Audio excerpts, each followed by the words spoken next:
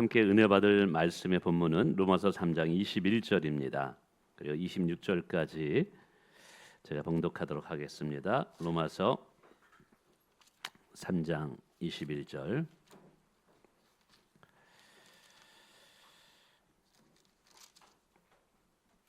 이제는 율법 외에 하나님의 한 의가 나타났으니 율법과 선지자들에게 증거를 받은 것이라. 곧 예수 그리스도를 믿음으로 말미암아 모든 믿는 자에게 미치는 하나님의 의인이 차별이 없느니라.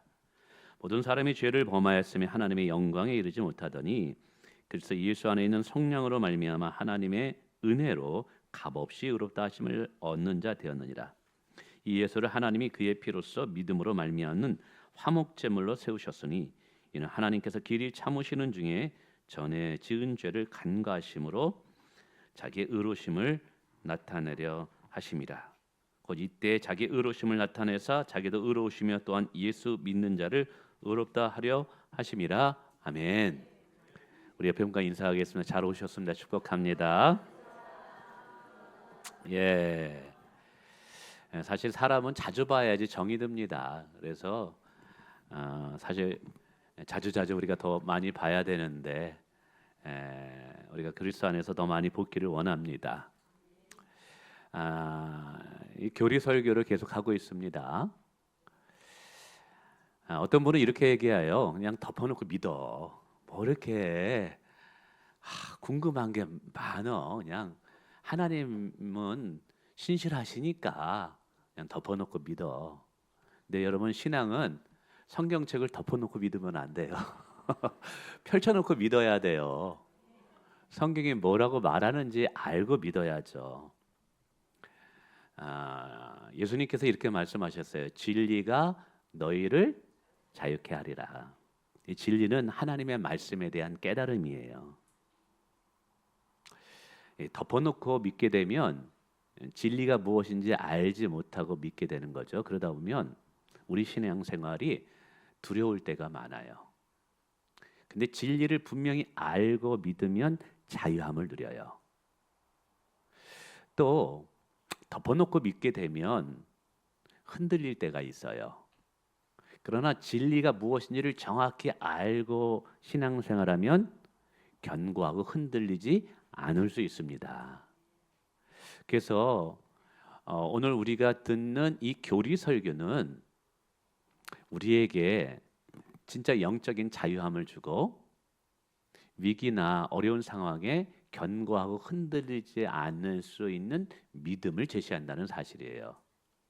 그래서 이 교리 설교가 좀 딱딱하고 좀 어렵고 오늘 내 삶의 문제와 별 상관이 없어 보여도 여러분, 귀를 열고 마음을 열고 잘 듣게 되면 그것이 우리에게 영적인 보약이 되는 줄을 믿습니다. 자, 지난 시간에 우리는 인간의 죄로 인한 부패함에 대해서 함께 살펴보았어요.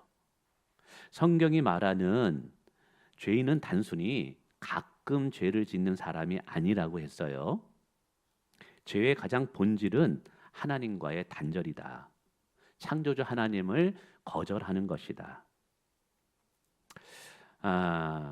그래서 인간은 이 죄로 말미암아 부패했는데 죄를 배워서 죄를 짓는 자가 아니라 죄를 만들어내는 존재가 인간이라는 사실이죠.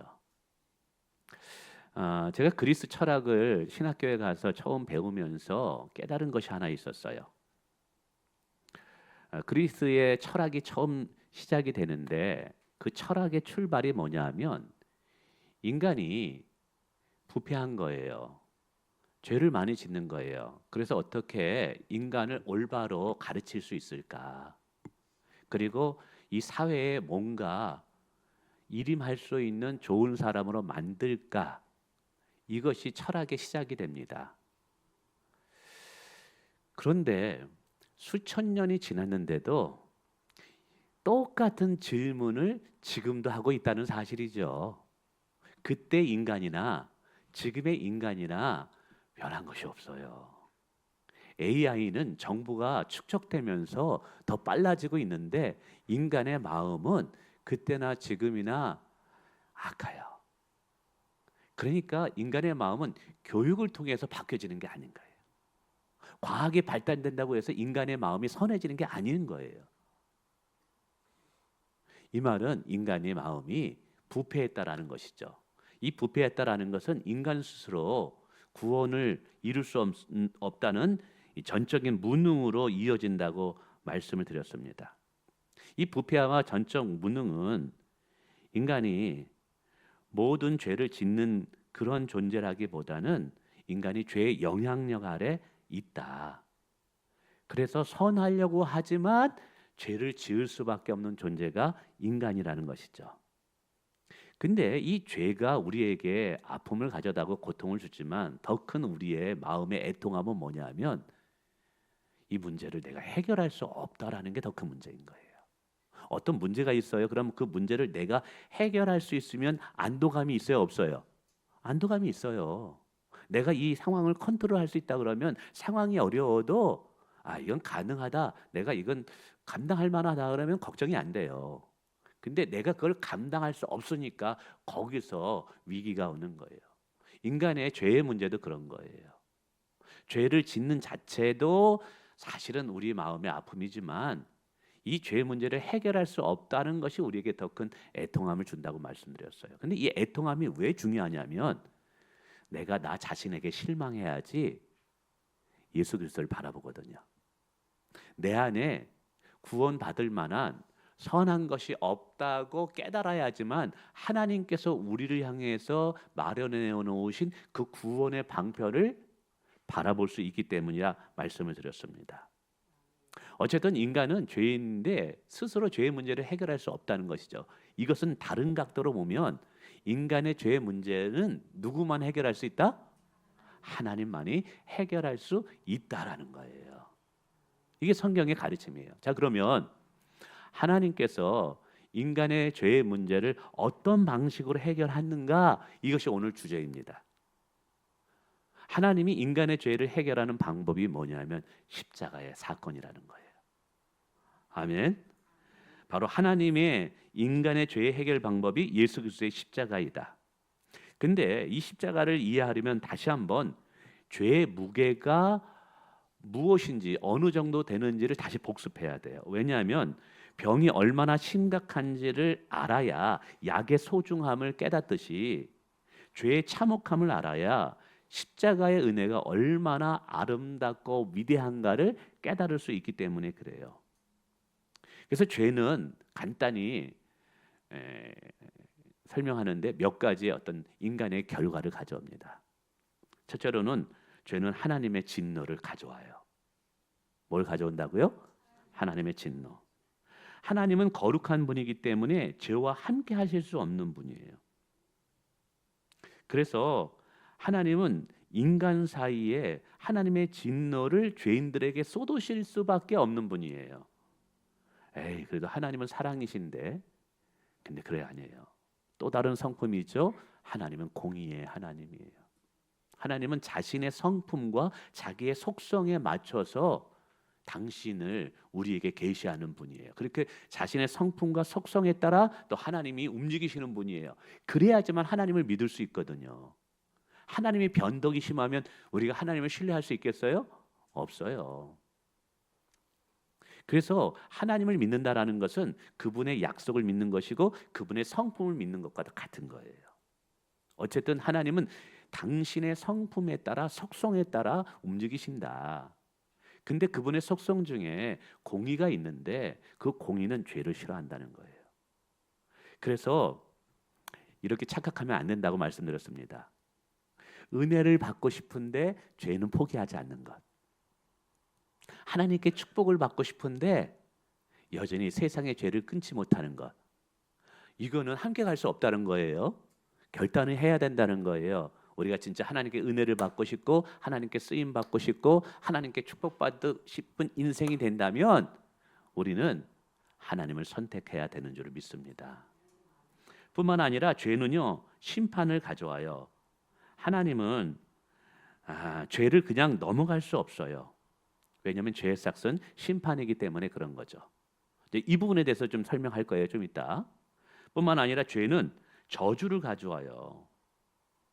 여러분 에덴 동산에서 아담과 하와가 하나님의 축복을 잃어버리고 저주를 받게 된 이유가 뭐예요? 죄 때문에 그런 거예요. 여러분, 죄는요, 죄 지은 것으로 끝나지 않아요. 반드시 죄는 인간에게 고통이라는 저주를 가져옵니다. 저는 여러분들에게 주일 설교뿐만 아니라 새벽 예배 설교도 들어보셨으면 좋겠어요. 5시 30분에 온라인을 켜가지고 핸드폰을 켜가지고 할렐루야 선교교회를 치셔가지고 유튜브로 교회 들어오셔요. 그럼 요즘 사무엘 하를 제가 강해 설교를 합니다. 최선을 다해서 합니다. 그래서 제가 보기에는 저는 은혜를 받습니다. 근데 요즘 거기에 보면 다윗의 범죄함으로 인해서 그의 자녀들이 쑥대밭이 됩니다. 죄는 용서를 받지만 죄의 흔적과 죄의 결과가 그의 가정을 참 고통스럽게 만듭니다. 죄는 반드시 심판을 가져온다는 거예요. 그래서 죄는 모양이라도 버리라. 우리가 하나님의 은혜를 계속적으로 누리기를 원한다면 여러분, 죄는 끊어야 되는 줄 믿습니다. 뿐만 아니라 죄는요, 사망을 가져와요. 로마서 6장 23절에 죄의 삭은 사망이라는 것이죠. 죄는 단순히 고통과 눈물과 후회로 끝나는 것이 아니라 더 큰 문제가 있어요. 그게 뭐냐면 영원한 지옥의 심판을 가져온다는 거예요. 여호와의 증인은 하나님은 사랑의 하나님이기 때문에 지옥이 없다라고 가르쳐요. 근데 여러분, 성경을 자세히 읽어보세요. 예수님이 지옥에 대해서 얼마나 많이 이야기하는지. 요즘은 목사님 설교 중에 죄 얘기 안 한대요. 심판에 대한 얘기 안 한대요. 지옥에 대한 이야기 안 한대요. 그래서 제가 챗GPT한테 지옥 얘기하니까 걔가 딱 돼요. 지옥은 성도들이 싫어하니까 다른 용어로 바꾸세요. 이렇게 얘기하더라고요. 이게 추세구나. 그러나 저는 이 자리에 저의 철학을 이야기하고 저의 사상을 이야기하기 위해서 쓴 게 아니에요. 저는 하나님의 말씀을 전하기 위해서 가감 없이 전하기 위해 쓴 거예요. 여러분, 죄는요, 인간에게 영원한 심판을 가져온다는 사실을 기억하시길 바랍니다. 어쨌든 이것은 무엇을 말하냐 하면 인간은 반드시 구원이 필요하다라는 것을 설명하는 거예요. 오늘 저와 여러분에게는 구원자가 필요한 줄 믿으시길 바라겠습니다. 자, 그러면 이 구원이 필요한데, 자, 사람은 이 문제를 해결하지 못한다 그랬어요. 죄인이 어떻게 죄의 문제를 해결해요? 죄가 없는 사람이 이 죄의 문제만을 해결할 수 있어요. 그래서 하나님께서 이 죄의 문제를 해결하기 위해서 방편을 찾으셨는데 그 방편이 뭐라고요? 십자가였다. 십자가였다. 그래서 십자가는 단순히 하나님께서 아들에게 십자가 져라, 이게 아닌 거예요. 예수님께서 못 박혀 십자가 죽으셨을 때 참 아프셨겠다. 여러분, 이것으로 끝나면 안 돼요. 여기에는 하나님의 공의와 사랑과 하나님의 놀라운 섭리가 그 속에 들어있어요. 저는 오늘 그 몇 가지로 요거를 중요한 설교의 중심으로 전하려고 합니다. 자, 오늘 질문은 이것입니다. 하나님께서 죄인들을 구원하는 방편으로 왜 십자가를 선택할 수밖에 없었느냐라는 이 질문의 대답이 오늘 설교의 축이라고 말씀드렸어요. 첫째는 뭐냐? 하나님은 십자가에서 죄의 심판을 하셔야 했기 때문에 그래요. 죄의 심판. 여러분, 죄의 용서는 공짜가 아닙니다. 누군가가 대신 그 죄의 심판을 받아야 돼요. 어떤 사람은 그래요. 아니, 목사님, 하나님은 사랑의 하나님이잖아요. 그냥 용서해 주면 안 되는 거예요? 왜 굳이 십자가가 필요하나요? 다시 말씀드리지만 이것은 하나님에 대한 절반만 이해하는 것이에요. 하나님은 사랑의 하나님이며 동시에 공의의 하나님이십니다. 한번 생각해 봅시다. 아주 착하고 인자하고 선한 재판관이 있었어요. 근데 그 인자하고 사랑이 많은 재판관이 아주 악한 범죄인을 본인이 착하고 선하다고 그냥 풀어주면 여러분, 그것이 합당한 재판이겠습니까? 아니에요. 재판의 현장은 사랑으로 재판하는 것이 아니라 공의로 심판하는 거예요.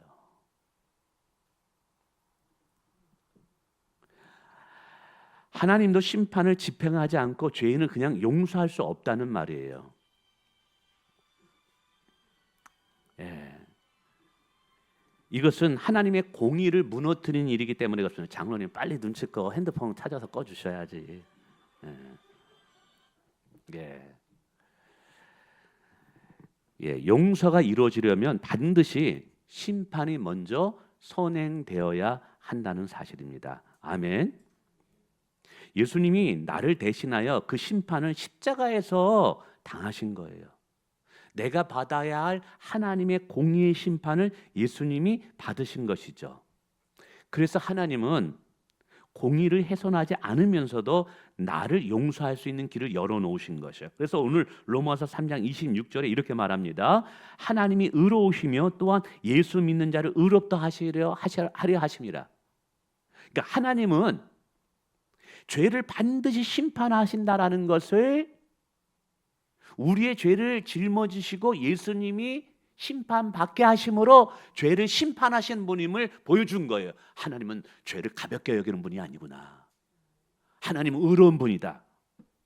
근데 그 죄의 값을 심판받아야 할 그것을 예수님이 받게 하심으로 그를 믿는 자들이 죄를 받지 않는 의로움을 얻게 된 거예요.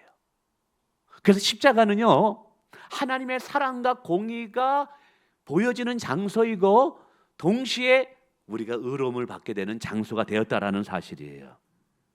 이게 십자가의 놀라운 기적이라는 사실입니다.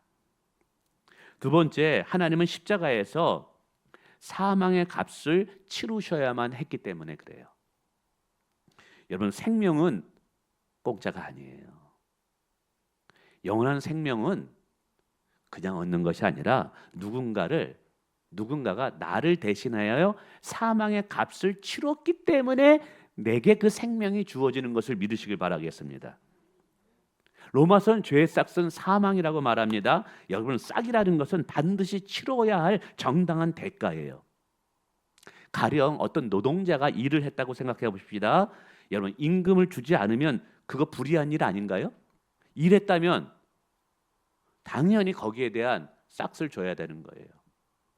저희도 이번에 건축하면서 첫 번째 건축회사가 있어요. 그 다음에 또 하청업체가 있더라고요. 근데 그 하청업체가 또 하청업체를 또 할 수밖에 없더라고요. 왜냐하면 뭐 토목공사를 한다 그러면 그 직원들을 다 데리고 있을 수 없으니까 건축을 안 할 때가 있으면 그 직원들 다 월급을 줘야 되니까 어쩔 수 없이 하청업체를 주는 거죠. 근데 저희가 기성비라 그래서 일한 대가를 본청에다가 이렇게 딱 첫 번째 계약한 회사에다 주면 바로 그 회사는 다음 회사로 넘겨줘야 됩니다. 그리고 그 다음 회사는 또 하청업체에 넘겨줘야 됩니다. 저희가 교회를 대표해서 그 자리에 누군가를 있게 하는 이유는 뭐냐면 돈을 줬는데 분명히 받았는데 그 밑에 사람이 하청업체에 돈을 안 주면 어떻게 되는 거예요? 그러면 이제 중간에 이 일이 스톱이 되는 거예요. 문제가 이런 노란 봉투법 때문에 아주 엄합니다만 얼마 전에 그런 일이 있었어요. 돈 못 받았더니 무슨 말이야? 우린 돈 줬는데 그랬더니 이게 보니까 하청업체가 아직 돈을 안 준 거예요. 급히 전화해가지고 바로 돈을 지불해라. 그래서 그게 이제 정확하게 잘 이루어지고 있습니다만 어쨌든 일한 것에 대해서 싹을 받는 것이 이거는 당연한 일이에요.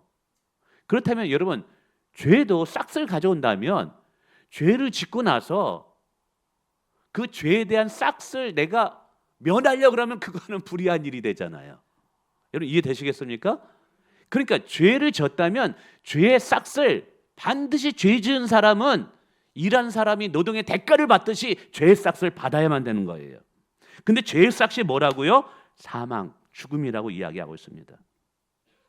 성경은 오늘 저와 여러분이 죄로 말미암아 죽을지도 모르는 존재라고 말하는 것이 아니라 죄로 죽었던 자라고 이야기하고 있어요. 죄로 인해서 하나님과 끊어진 자라고 이야기하고 있어요. 자, 이렇게 죄로 인해서 죽었던 저가 생명을 얻으려면 누군가가 사망의 값을 치러줘야만 된다는 사실이죠. 근데 문제가 있어요. 모든 인간은 죄인이기 때문에 자신의 사망의 값도 지불하지 못하는데 누군가의 사망의 값을 지불할 수 있겠느냐라는 거죠. 예, 오늘 십자가 설교하는데 굉장히 중요합니다. 이게 제가 보기에는 영적인 문제로 보입니다. 이럴 때일수록 잘 들어주세요. 이게 우리의 구원에 관한 것이고 영생에 관한 것이기 때문에 제일 중요한 것인데, 이게 울림으로 끝나는 것이 아니라 제가 다음 설교 뭐 해야 될지 다 잊어버려요. 이게 문제가 되는 거예요. 어쨌든 문제가 있다 그랬어요. 모든 인간은 이미 죄인이기 때문에 자신의 사망의 값도 감당할 수 없는 사람이 누가 누구의 사명을 감당하겠느냐는 것이죠. 생각해 보세요. 내가 빚을 졌는데 내 빚도 감당 못하는데 옆집 사람의 빚을 갚을 수 있어요, 없어요? 없어요. 똑같은 거예요. 성경에서 가장 핵심적인 진리 중에 예수님이 동정녀 탄생으로 태어났다는 거예요. 우리는 이것은 굉장한 진리를 붙잡고 있어요. 왜 동정녀에서 탄생으로 예수님이 태어났다는 것을 생명처럼 여길까요? 그 말은 예수님이 죄가 없다는 말이거든요. 성령으로 잉태됐다라는 거거든요. 이 말은 예수님이 죄가 없기 때문에 우리의 죄의 사망의 값을 지불할 수 있는 자격을 가지고 계시다라는 사실이에요. 할렐루야. 그래서 예수님께서 십자가에 흘린 보혈은 나의 사망의 값을 완전히 치르시는 하나님의 값이 되어버린 거예요. 그래서 오늘 저와 여러분은 예수를 믿을 때 영원한 생명을 얻게 된 줄을 믿으시길 바라겠습니다.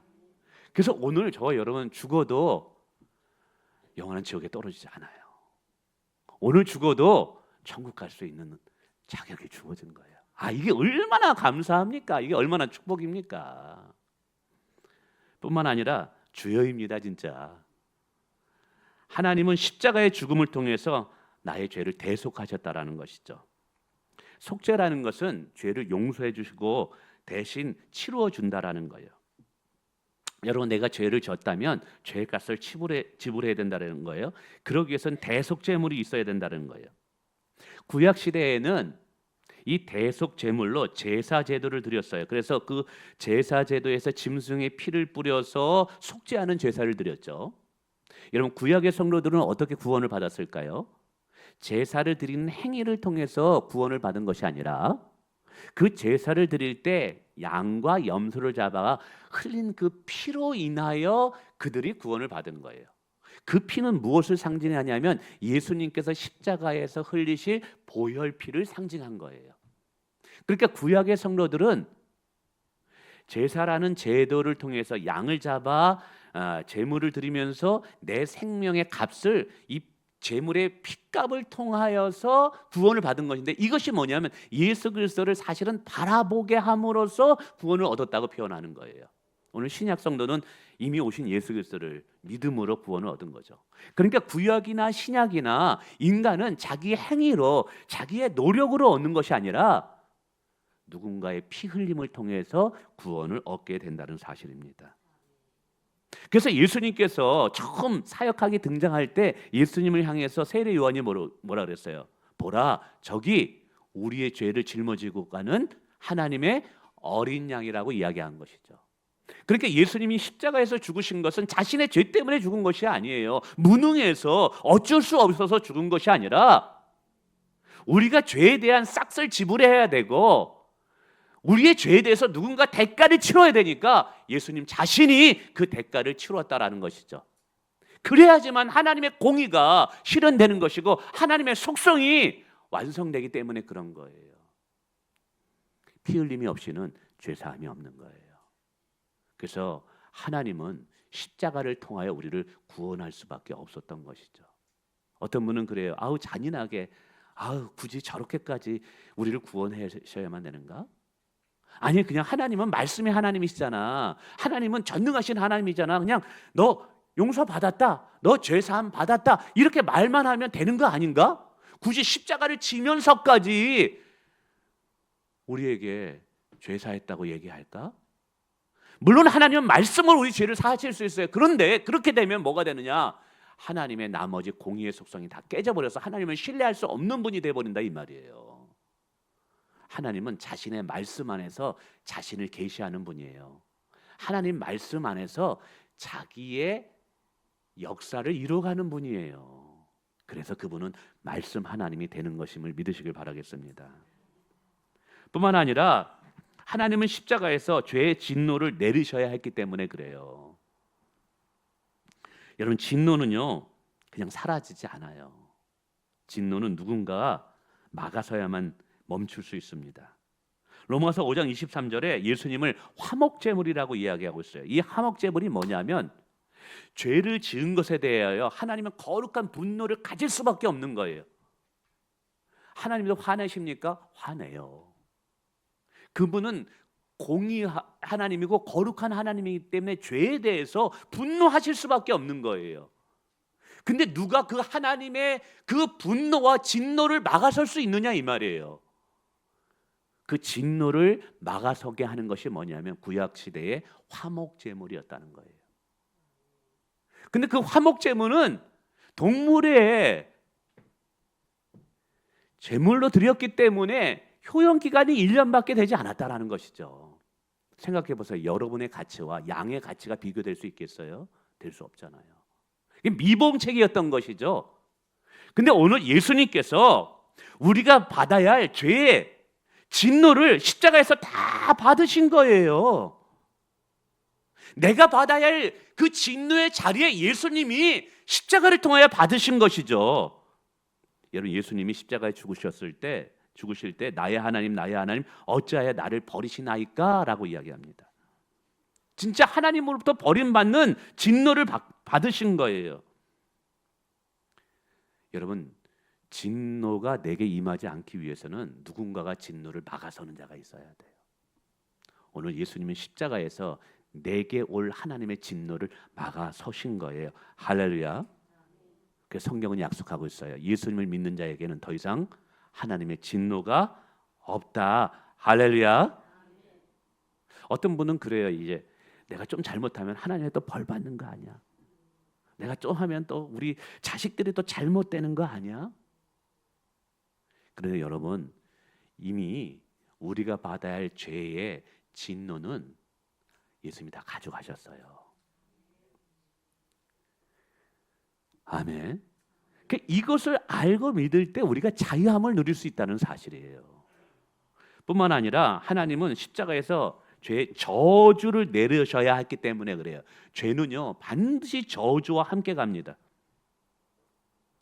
저주와 함께 가는 것이 죄의 특징인 거예요. 이 죄의 저주는 한 세대에서 끝나지 않더라고요. 다음 세대까지 계속 이어가더라고요, 이게. 근데 갈라디아서 3장 13절에 말합니다. 그리스도께서 우리를 위하여 저주를 받은 바 되사. 여러분, 십자가에 못 박힌 게 뭐라고요? 우리가 받을 저주를 대신 받으셨다라는 사실이죠. 내가 받을 저주를 받았기 때문에 여러분, 우리에게 그 저주가 임하지 않았다라는 사실이에요. 여러분, 저주는 그냥 받는 게 없어지는 게 아닙니다. 누군가가 그것을 받아야지만, 내 대신 저주를 담당해야지만 그 저주가 없어지고 우리는 거기에서 해방된다는 사실이에요.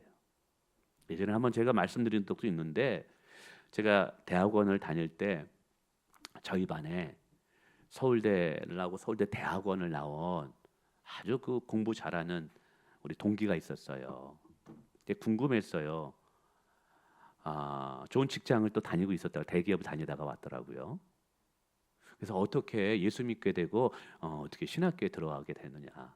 왜냐하면 저는 그렇게 공부를 잘하지 않았거든요. 그 친구에 비하면 막 3시간씩 이렇게 시험을 보는데 우리는 3시간씩 써도 막 힘들어가지고 다 못 끝나는데 막 1시간 만에 다 끝나고 가는 거예요.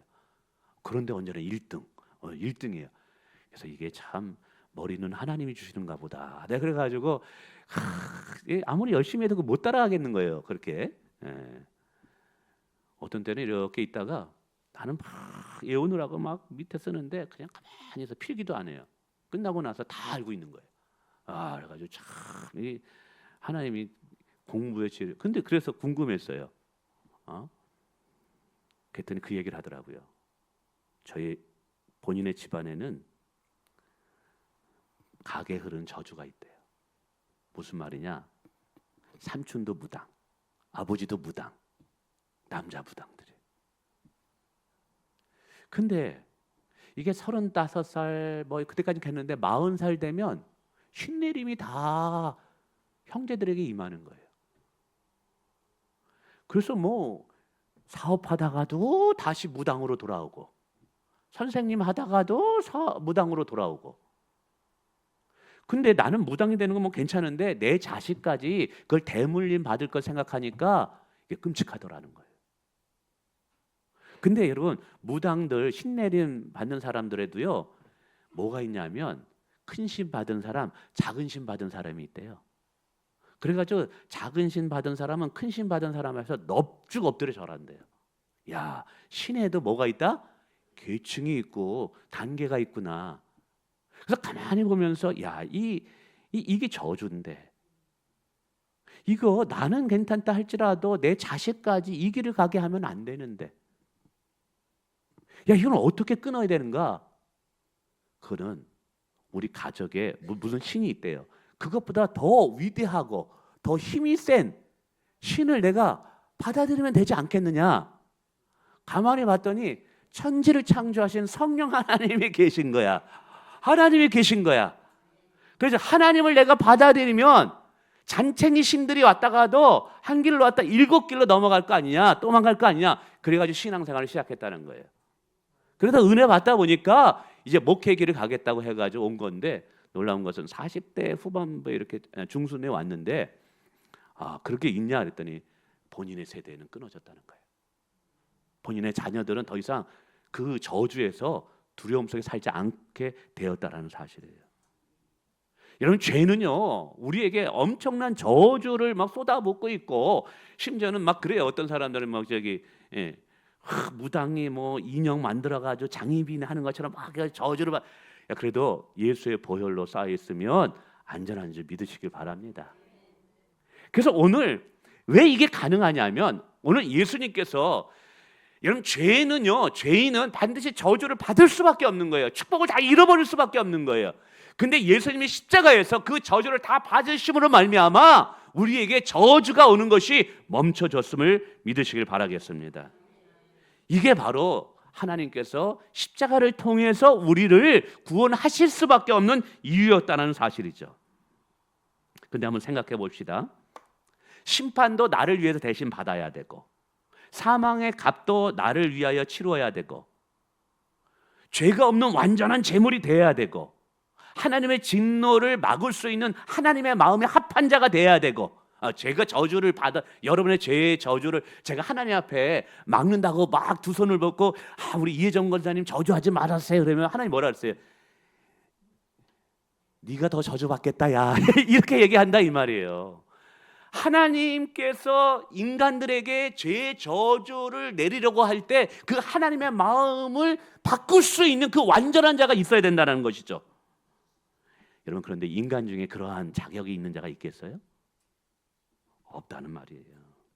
왜냐하면 죄인이 다른 죄인을 대신할 수 없기 때문에 그래요.